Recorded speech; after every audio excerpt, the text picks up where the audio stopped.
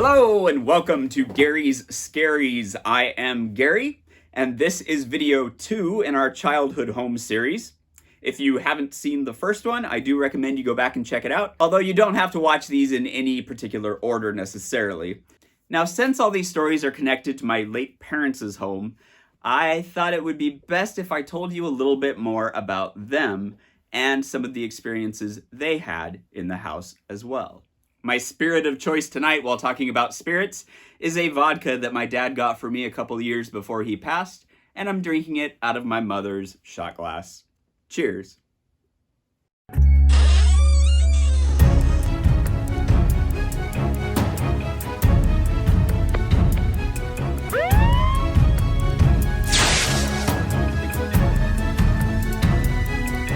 Gary, talking to me.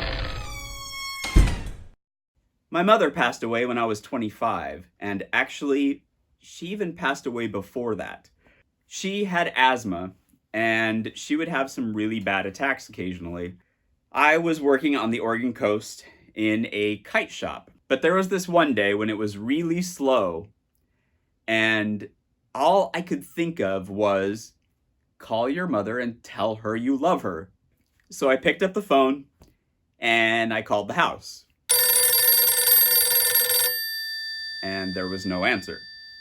I immediately started shaking. I knew that something had happened. I just felt it in my gut. I can't explain how I knew. I just knew. Pretty soon I got a call back from my dad. Hey, Gary, I'm trying on your house phone, whether it works or not. I got the same message on this as on your other, leave me a message thing. And he said, Gary, we almost lost your mother. She had passed away, but they brought her back. But then as time progressed, my mom started confiding in me with some strange things that she was dealing with. One of those was not feeling like she was in her body anymore, like she was disconnected somehow. She would get these visits by sparkly things around her that would circle around her. And there were times I would walk in on her and catch her talking to these things and being very frustrated with them and telling them to go away. There was this one day I came to their house to visit, and I was driving down the driveway when I saw my mom run out of the front door and across the yard. She took me up into the kitchen, where I saw all of this popcorn and popcorn kernels all over the kitchen floor.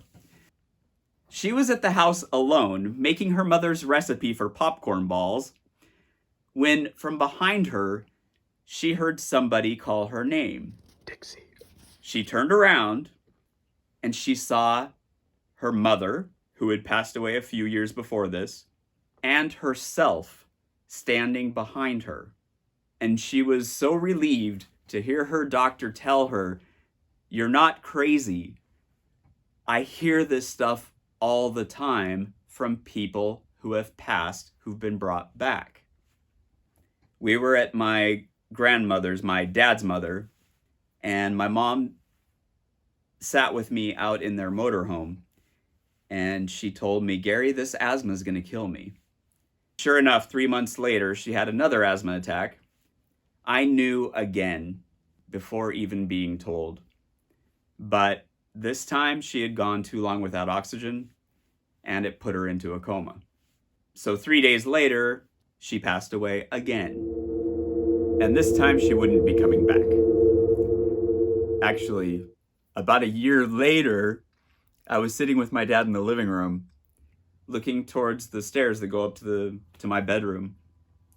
And he said, Gary, I saw your mom walking up those stairs. I was like, what? He said, just recently. And then he said, Gary, I'm not shitting you. And for my dad to say that, I knew he was telling me the truth. My dad ended up getting cancer, and he passed away in 2014. I had edited together a video for his memorial that included this ABBA song, Chiquitita. It was one of his favorite songs. He would sing all the time. So on the 2-year anniversary of his memorial, I was over at their house. I was unloading some things out of his truck. And all of a sudden I heard the beginning of Chiquitita playing. And I was freaked out. I was like, where is that coming from? And I realized my phone had turned on by itself. I hadn't even been playing iTunes or anything. It started playing that song on its own. Now, my first instinct was to run into the house, and I stopped myself. I went back, I sat on the back end of his truck, and I said, Dad, if you're here, I'm just gonna sit here with you for a while. And I listened to the song all the way through. I hadn't listened to it since his memorial 2 years before. Then a couple days later, I get back to my house, and I'm sitting downstairs and thinking about what had happened, when all of a sudden I felt like something was in the room with me.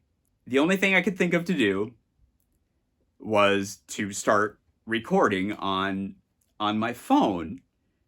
And I don't even know what told me to do that, but I hit record and I sat there quietly for a while. When I played it back, I heard this. Now, I don't know what you hear, but I hear ABBA.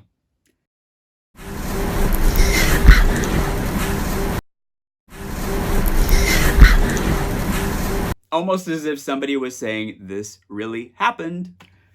So if my dad was really using my phone to play that song, it wasn't the first time he'd used my phone, because it was just a couple months after he passed that I was hanging out with a friend in LA when a FaceTime call came through on my phone, and it said it was Dad.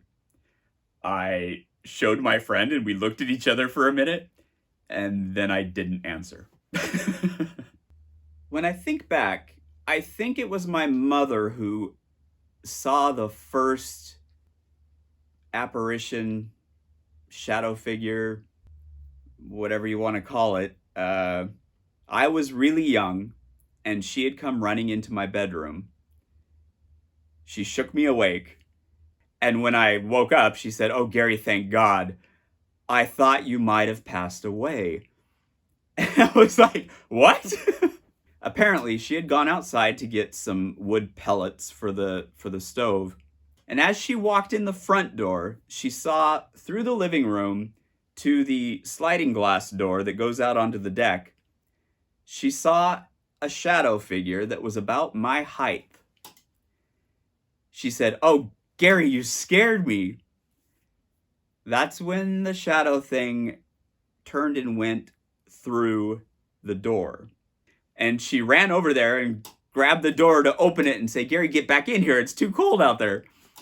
When she realized the door was locked and that whatever this was had not opened the door to go out.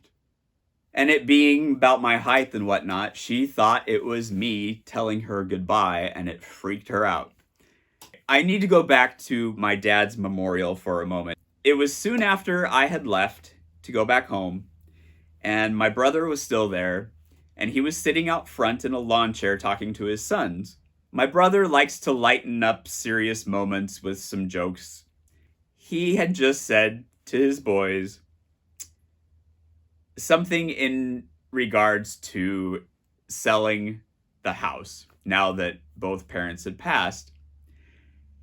And the minute he did so, his lawn chair buckled out underneath him and he fell over backwards.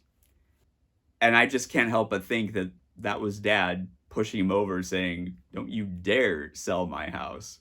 So the one thing I didn't mention in the last video was that the airport that borders my parents' property has been expanding over the years, and they've taken out most of the neighbor homes.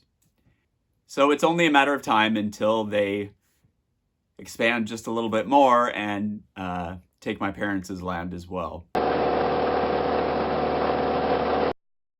So I kind of feel like I'm on a race against time to figure some of these things out, get a few more answers, and be able to walk away from that place feeling okay about it. Basically, that's what this series is all about. Since next week is Thanksgiving, I won't be putting out a new video next week, but I will be over at the house. So I am going to have my investigation equipment with me. I'm going to be recording a lot over there. Hopefully, I will come back with some evidence to show you. That reminds me, it was a Thanksgiving when my mom had already passed, but my dad was still around, when in the basement on top of the TV down there, there sat a VHS tape with writing on the spine in my mom's handwriting that said Thanksgiving 1997.